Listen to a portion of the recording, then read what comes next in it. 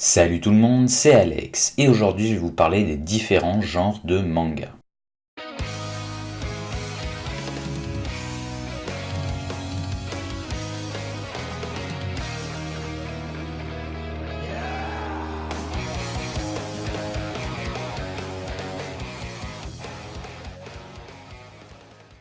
On commence tout de suite avec le premier genre, le shonen. Le mot shonen signifie jeune garçon en japonais, et pour cause, il s'agit d'un genre de manga s'adressant principalement aux adolescents. Généralement, le hérotype du shonen est plutôt jeune pour que le lecteur s'identifie facilement à lui. Dans ses aventures, il rencontrera quasiment toujours des adversaires plus forts que lui.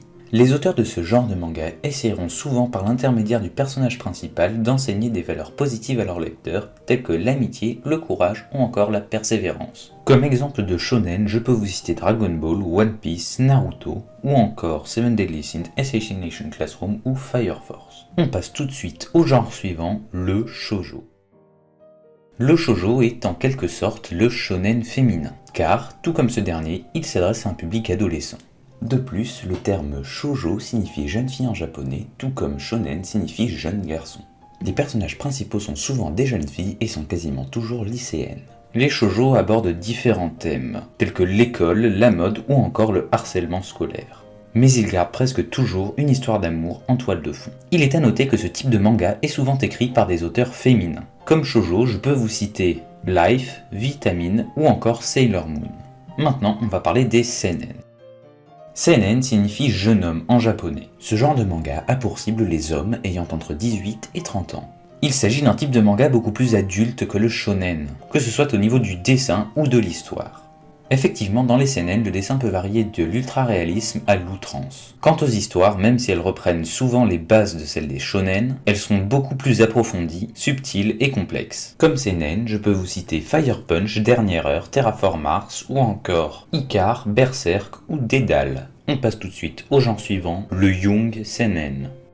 Le Young Seinen est situé juste entre le shonen et le seinen. Il s'adresse principalement aux jeunes adultes, aux étudiants et aux lycéens. Les histoires traitent principalement de combats, de science-fiction et de sport. Et les illustrations de ce style de manga sont souvent très réalistes. Comme exemple, je peux vous citer Gun ou Booking Life. Le genre suivant est le josei.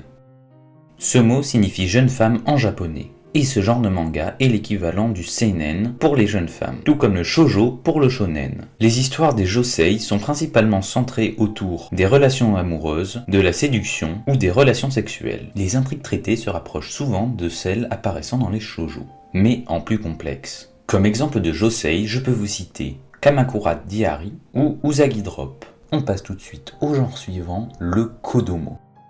Ce mot signifie enfant en japonais. Effectivement, ce type de manga vise plus à intéresser les enfants ayant entre 6 et 11 ans. Ce genre a pour principal but de les divertir. On peut noter un gros succès dans le genre kodomo qui n'est autre que Pokémon. Je peux également vous parler d'Astro Boy qui est un kodomo tout de même encore assez connu de nos jours alors qu'il a été publié pour la première fois en 1952. Et ouais, ça fait vieux hein. Allez, on passe tout de suite aux deux genres suivants, le shonenai et le shoujoai.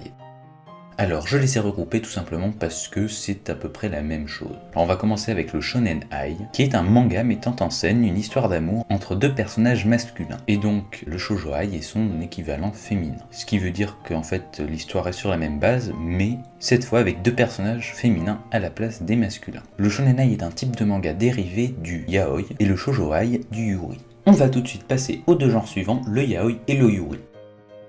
Comme les précédents, j'ai décidé de les regrouper pour une question de facilité et de simplicité. D'abord, on va commencer par le yaoi. Alors à l'origine, seuls les amateurs écrivaient ce genre de manga. Alors, il s'agit d'un genre mettant en scène deux personnages masculins. Les scènes présentes dans ce genre de manga sont plutôt des scènes érotiques. Mais contrairement à ce que l'on pourrait croire, il ne s'agit pas d'un genre destiné à un public homosexuel masculin, mais à un public féminin. Il est également important de savoir que ce type de manga est principalement écrit par des femmes. Le yuri est en quelque sorte le yaoi féminin. Ils sont assez similaires au yaoi, mais mettent cette fois en scène deux personnages féminins. Et donc, on va terminer par le dernier genre, le hentai. Alors le hentai est un manga pornographique. Il s'agit donc d'un genre interdit aux moins de 18 ans. Au niveau de l'histoire, eh bien en réalité il n'y en a pas tellement, ou en tout cas en général. Il s'agit généralement de scènes de sexe qui se suivent, ni plus ni moins. Après je ne fais pas de généralité, il y en a sûrement des très bien avec une histoire, mais je ne suis pas en mesure de vous dire cela. Alors je ne vous ai pas donné de titre pour les derniers genres, tout simplement parce que je n'en lis pas et qu'il ne serait pas constructif de vous donner des titres que je n'ai pas lus. Alors ce qu'on va faire, c'est que vous allez me mettre dans les commentaires quel genre de manga vous préférez et sur lequel vous voudrez que je fasse une vidéo un petit peu plus approfondie. Sur ce, écoutez, si vous avez aimé cette vidéo, n'hésitez pas à lâcher un pouce bleu, à mettre un commentaire, à vous abonner et à partager. C'était Alex.